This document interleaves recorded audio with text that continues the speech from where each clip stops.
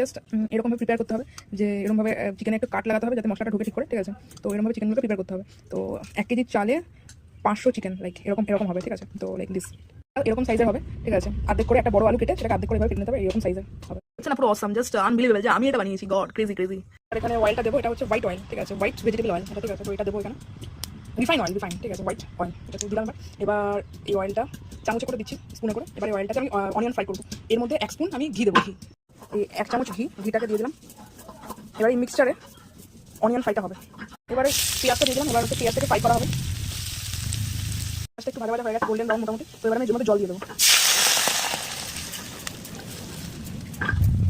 নুন দেওয়া হয়েছে এর মধ্যে। এবার কাশ্মীরি লঙ্কার গুঁড়ো এটাকে একটু দিয়ে দেওয়া হবে এটাকে। তো নুনটা আগে দেওয়া হয়েছে, এবার পরিমাণ মতো কাশ্মীরি লঙ্কার গুঁড়ো 2-2.5 চামচ বা 3 চামচ মতো দেওয়া হবে। 1 চামচ হলুদ দিয়ে দেবো, এটা হলুদ গুঁড়ো 1 চামচ। ফুটছে এর মধ্যে আমি আলুগুলোকে দিয়ে দেবো। এই যে পিস করা আলুগুলো আছে, আলুগুলোকে আমি একটা করে দিয়ে দেবো। ফুটছে এর মধ্যে আদা আর রসুন বাটা একসাথে পেস্ট করা আছে, ওটাকে দিয়ে দেওয়া হবে। আদা রসুন বাটার পেস্টটা দিয়ে দেওয়া হয়েছে। এবার এটাকে ভালো করে মিশিয়ে নিতে হবে। এবার এটাকে আমি ঢেকে দেবো যাতে একটু স্টিমে যাতে আলুগুলোকে সেদ্ধ হয়। তো এটাকে ঢেকে দিলাম আমি এখন। সেদ্ধ হয়ে গেছে। আমি একটু নাড়ি দেখলাম, একটুখানি খুন্তি দিয়ে একটুখানি পেন্টেড করে দেখলাম, মোটামুটি সেদ্ধ একটু হয়েছে, ঠিক আছে। তাহলে এটা নামাবো আলুটাকে। তাহলে এই আলুগুলোকে এবার আমি এই প্লেটটাতে আমি নামিয়ে নেবো, ঠিক আছে। যে গ্রেভিটা তৈরি হয়েছে, এই গ্রেভিটার মধ্যে আমি মাংসের পিসগুলোকে দিয়ে দেবো।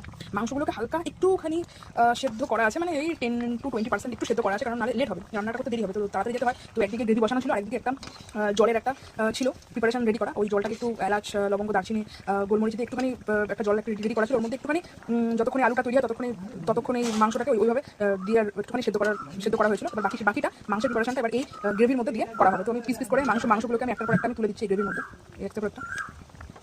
এখানে আমি রিপ্লেস করে দিয়েছি। এবার এটাকে ভালো করে গ্রেভিটার সাথে মিশিয়ে নেবো।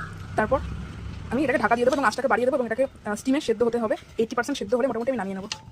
প্রথমে আমি ওই গ্রেভিটার মধ্যে মাংসটা দিয়ে নিয়েছিলাম। তারপরে এবার নুনটা একটু টেস্ট করা দরকার ছিল। তো একটুখানি ঝোলটা আমি তুলে নিলাম এবং একটু মুখে দিয়ে দেখলাম কেমন আসে। তো দেখলাম যে হ্যাঁ, নুনটা একটু কম আছে, তো একটু নুন দিয়ে দিলাম, অ্যাড করে দিলাম। তো এভাবে তোমরা চেক করে নিতে পারো কি নুনটা কম আছে না বেশি আছে, তো এভাবে চেক করতে পারো।